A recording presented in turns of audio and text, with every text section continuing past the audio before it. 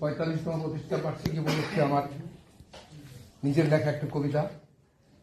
কবিতার নাম বেদনায় ভালোবাসা। 38 পেজে। ভালোবাসা আমাকে চিনতে পারোনি তুমি, চিনেছে শুধু তুমি আপনার আপনারে। হৃদযন্ত্রের ভালোবাসা থেকে রেখেছো তুমি আমাকে অনেক অনেক অনেক বহু দূরে। আত্ম অহমিকার গৌরবান্বিত সাগরে তুমি ডুবে ডুবে আছো সারা রাত্র দিন। অনুভব করেছো কি তোমার কখনো কোনো মন? তিলে তিলে মৃত করে নিচ্ছ তোমার অমূল্য জীবনের শুভ শুভক্ষণ।